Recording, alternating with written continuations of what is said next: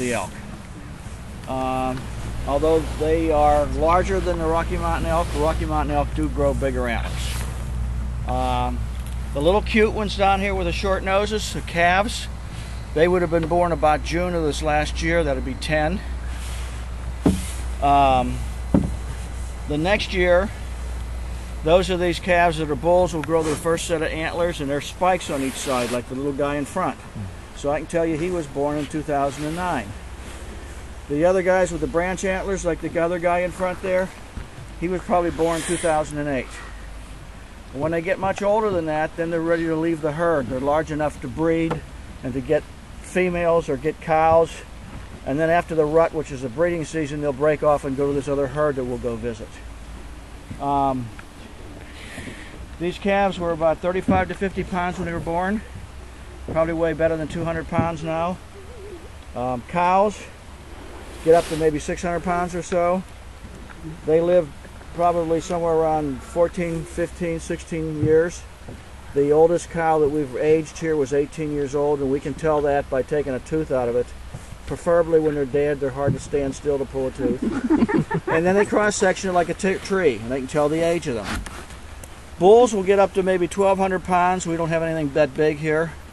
They don't live quite as long, 10, 12 years. Reason we think that they don't live quite as long is when they're in the rut or in their breeding, they're either so busy trying to control their harem, trying to gain it, trying to protect it, they don't graze much. They might lose 150, 200 pounds during the rut.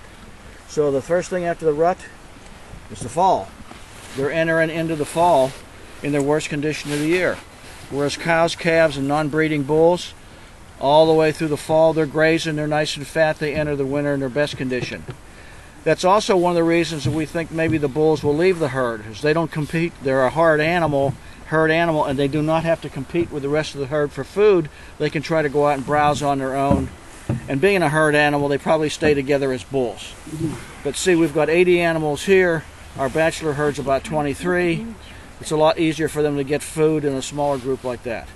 Another reason they may not live along is like this gentleman said here. Here. Every year they lose their antlers, and they're antlers, not horns. Difference between horns and antlers: horns are forever. Antlers fall off every year.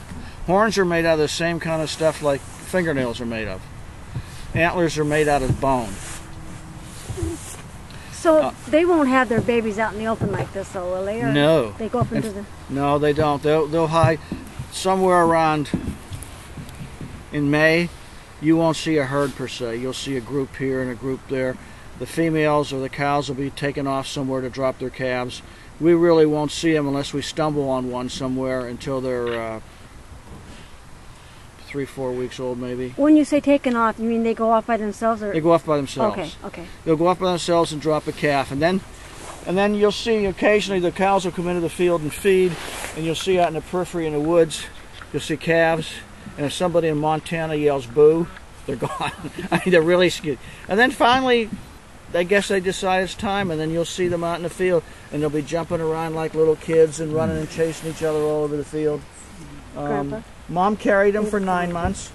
She fed them for 3.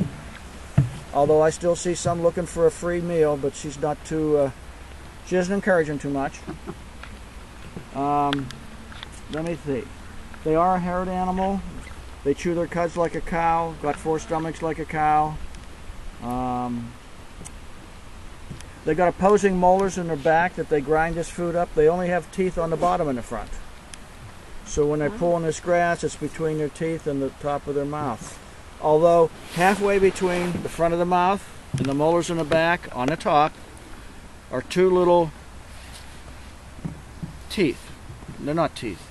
You might hear people refer to them as either whistlers or ivories. They're a remnant of an ancient elk that had tusk. They do not oppose a tooth on the bottom. They're not made of the same material. They're like an ivory. Hunters will pull them for souvenirs. Preferably after they're dead, because they're harder, you know. Yeah, right. Okay. I was evidently not listening. Did you tell us these were Roosevelt elk? These are Roosevelt elk. Okay. Now we feed these guys alfalfa. They don't like the grass we take off the land here, so we import this from eastern Oregon every year. feed about 45 tons. We'll feed for about 5 months. We feed from the first day after hunting season. If we start earlier, hunters get mad because we're trying to keep them on the refuge. We'll feed them into March, sometimes first week of April. It depends on what the weather is. What they followed you out here and ran after, come April, they're going to turn their nose up of it. They won't want nothing to do with it. So we only tour 3 of them once because we're never sure what March is going to bring. If it brings an early spring, we don't want a bunch of tourists to come out here and they say, out in the woods eating, you know. There are 2 other herds up Beneke Creek Road. If you all came from that way and you come out on 103, just as you turned left, you found a barn that was laying on the right that was crushed in the snow. That's Beneke Creek Road. That's part of the refuge. We got 2 more herds up there. While we're out here feeding, Gary, who works here, he's out feeding those elk. They're fed off the back of a truck. We feed them for 3 reasons. One, so you can come out here and look at them. Second is so that we keep them off neighbors' property from eating their crops. And the third reason is that we are the only fish and wildlife location, or actually wildlife, that fish do things and we do things, in the state that regularly captures to relocate. So we've got some traps on the refuge, and occasionally we'll feed around the traps and they'll go in and eat and come out and go in and eat and come out, and one day we have a surprise for them. We close the door. Oh. And then we will transport them in other places that they need to be. We haven't done that in the last 2 years, but I've been involved in 5 of the catches, and all the elk that we caught during those periods of time went to southwestern Oregon, down where they had a fire years ago, Biscuit Fire. So they all went down there. Do you ever have nightmares that they're going to come back and get you? No. For trapping them? And No, I lock my door at night. Now, if you wouldn't feed them like this, would they disappear? No. They would still be here. Elk will migrate for a variety of reasons. Take your Rocky Mountain elk, for instance. They'll leave the higher altitudes, go to the lower, to keep away from the winters, or the harsh winters. They also will migrate for food. We've got 3,000 acres here, and we've got enough to support about 400 head, and we've got about 260 head on the refuge. They, along with all the elk around here, do not migrate. They stay here. They have enough food all year round. You will find them on the refuge, give or take a few feet. The ones who take get shot during hunting season. I think the cows probably never leave the refuge. Now, when they bed down at night, do they go out of here to bed down? They'll be out in the tree. Okay. So this herd will either go out in there, or they'll cross over. The bulls cross over up that way, and they spend the night up there. But it's warmer for them in winter, cooler for them in the summer, and I guess they feel more protected rather than out in the middle of the field. Yeah, I would too. So you'll see these guys disappear about dark. Is the herd size pretty stable? Or Well, is it it growing, grows or- every year. That's why after a long period of time we'll have to relocate. This herd is about 80 strong. It was about 70 last year. Good. The other one has 110 in it. It was right around 100 last year. They have a calf every other year. So I'm not sure, but I think we probably had about 50 calves this last year. And of course, as the herd gets bigger, the more calves we get, because we get more cows. There's 1,100 acres here that belong to Fish and Wildlife. Where you met me this morning, that house there, that was part of the original purchase. All we have in there right now is an office. The rest of that acreage belongs to Weyerhaeuser, like across the street, and some of it belongs to State Forestry. And although it belongs to them, it's part of the refuge, so we control access. And there is no access. This is your free ticket to the field. We catch you out here another day, you get a different kind of ticket. One you pay for. With the exception is along Beneke Creek Road. After the last hunting season, which will be ends I think after March 15th, you can walk the fields on the right-hand side of Beneke Creek Road looking for antlers if you're looking, or just wander. No vehicles, and we'd prefer that you didn't wander in the field that the elk were sitting in. Oh, yeah. How many would you say is out here in this field right now? 80. 80 out here? Okay. We have a little field just right up. I can look out my window and see up 30 of them, and they're there consistently. Around here they don't migrate. Yeah. I mean, because of the, you don't have any high mountains here. There's no reason, and as long as there's forage around for them. And we actually replant some of our fields. That one over there is being plowed to replant, and we actually fertilize in the fall, so that a lot of this stays greener longer. This is just a supplement, like I said, and to help them stay here so you can see them. We feed them maybe 3 to 5 pounds a piece a day. They eat probably 10 to 12. Is this the one only feeding they get? Or do they This is the only feeding they get. Okay. Every long once in a while, I have a 1 o'clock tour because of maybe they're coming from a long distance. Sure. And what I'll do is I'll feed less in the morning so they stay in the field. Because if it becomes a nice, bright, shiny day, they'll disappear. The sunnier the days, in the summer, you're not going to see these animals unless you come out here at sunrise and sunset. They're just not going to be in the field during the day. They don't particularly like, I don't know whether the light hurts their eyes. Yeah. They don't need suntan. Or they feel more vulnerable. Although if the wind is blowing, you'll see them in the fields because it helps blow flies off them. They're loaded with flies in the summer out there, aren't they? Yeah. I could tell you horror stories about finding larvae and flies in them. Now, would you say both these are last year? These are both were born somewhere around June. Really? Yeah. One's so much bigger than the other. Well, we can have some late calves. If we've got a late calf, she's going to come into season late. She's going to have a calf late. So we could have them. We talk about around June. You could have them in the middle of May. You can have them late in September. Now, if something born that late in the year in the wild, probably have a very difficult time to survive because they're very small come the winter. Have a better time to survive here on the refuge. And some of it may be genetics.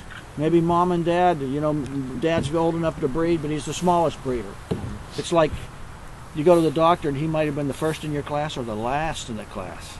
He might be the ear tag? Is that a tag on his ear? Or is this I don't believe so. Okay. That's where the tag is. We don't tag them unless we move them. Oh, okay.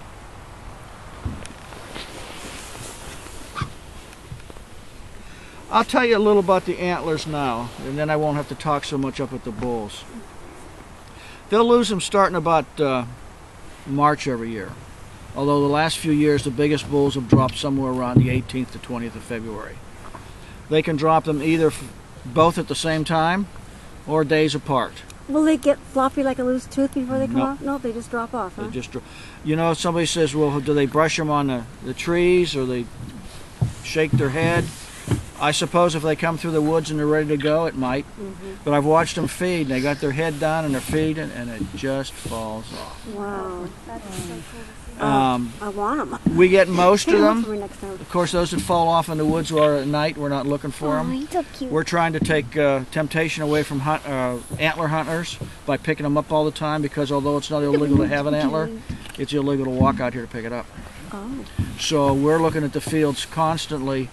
And believe me, when you're used to looking at the fields all day like we are, when there's an antler sitting out here, and I'm driving over there, believe me, I can see it. It's like a sword. You might as well paint it white or orange and stick it up on a post, You can see it. We go out there and we pick it up right away. Yeah. Because every year we have people that will go out and try to run and pick them up. And we all carry cameras. Not only do I report them to the police, who are the people that give the tickets, but I have a picture of them. And all you got to do is catch one every year or two, and it gets in the paper, and they get fined, and it kind of takes care of that for a while. But during the shedding season, when they shed them, I notice a lot more people stopping at different times of days that wouldn't normally be here because you're used to the routine. And when they're looking at the field with field glasses, and they're not looking at the direction of the antlers, they're not looking at the direction of the elk, you know what they're looking for. Yeah, right. Anyway, they will drop them every year. Then within a few days to a week, you'll start growing a new one. A little bud will pop out there, and it's bone. It's the fastest growing bone in the animal, and it's covered with a fine skin, and we call it velvet. And what it is there's a lot of veins or arteries or blood supply, let's put it that way, that supply the nutrients to that antler for it to grow, and they're all in this velvet. And whenever they reach the full length, and I don't know what causes that, and I really don't know at that point if it itches, But at that point, they start rubbing it off. And antler is bone, and bone is white. Antlers are white. Now, wherever they rub that velvet off on, they pick up color. So if they go to an alder tree, for instance, you might see some, when we get down there, that have like an orange or a reddish tinge. That's an alder tree. If they find an old black stump and decide I'm going to rub my velvet off, they got black antlers. If they dig in the dirt, they got brown antlers. Now, what you'll see on the bigger bulls, or this guy here, he's white in the end. That's the color of his antler. What he's done is he's sparred with another bull. You spar enough and rub hard enough, you rub that dirt off or that tree bark or that whatever that off. That's really what color that antler is through and through. They can get up to 30 pounds to the pair. They can actually get bigger, but very few. I see them when they drop an antler. I've seen 3 of them drop. Only because I'm out here feeding and it just falls. And they'll shake their head. Gee whiz, one side's heavier. And then in a minute, head straight up. One's still sitting here. They got very strong necks. They don't list while the other one's hanging. And then when it falls, they shake their head, and now they just look silly because they don't have antlers anymore. The little ones are such beautiful face feathers, but they're something They have a whole different look to them, the little ones. They're cute. This is a winter coat. Somewhere around August, when they're getting ready for the rut, and they've got the summer coat, and they've got the eating all summer into them, they're big, massive, beautiful animals. Well, they're kind of pretty now, They but are. they're really beautiful They really animals. get that buckskin color in the summertime. Now, if you've got the time and the inclination, Look at them on your way fighting. home, when you go back down toward 103, which I assume you're going to do to hit 26, just before you got there, Beneke Creek Road, turn left and go up there. I don't know where they're at. If you get a mile and a half and you haven't seen them, turn around and leave. There's a herd of 110. There's a cow in that herd, and she's almost white. She's not albino. She's got blue eyes. And if you look at her you take the whitest rump out here, Yeah. that's what color she is all over. But if you look at her very closely, you'll see the mane is slightly darker. So she is tricolored like these guys are, but her main color is so white that everybody says, oh, I saw the albino. Well, not really. She's beautiful. Now, I assume they're going to be in a field there because Gary went up to feed them. They've been in the field about a half a mile up.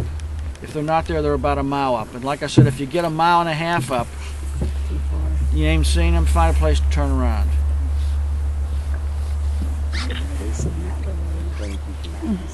Shall we go find bulls? And now remember my rule about nobody on the ground but me? Let me show you. These guys know our trucks because we'll feed off them. We work in the field. They know what we're doing here. We're up here dancing and talking and taking pictures and telling stories. They're just fine with that. On the ground's different. I'm not going to sneak around like I did to get here. When I start down the stairs, the heads are going to come up. Get up. Yep. And they're going to keep their eyes on me all the way to the front. And as long as I don't make a move toward them, they're fine. In fact, if I ignore them, that's okay. If I look at them and walk toward them, they're going to leave. And they're a herd animal.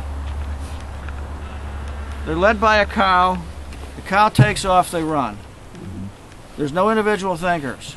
Somebody's going to run, everybody's going to fall, they're going to get to the field, they're going to say, why'd you run? I don't know, she ran. Well, why did you run? I don't know, she ran. Well, I don't see anything, let's go back and eat. So, one isn't going to run, we're going to scare them all if they leave. Let me give you something to look at while we're on our way. Come here. Here, we can pass this around. Oh. It's a small one. That's a talent. Oh, yeah. Oh, yeah. You can walk right by one if you don't look down. Look at this, Just Dad. look at 'em. Yeah, look at that. Really?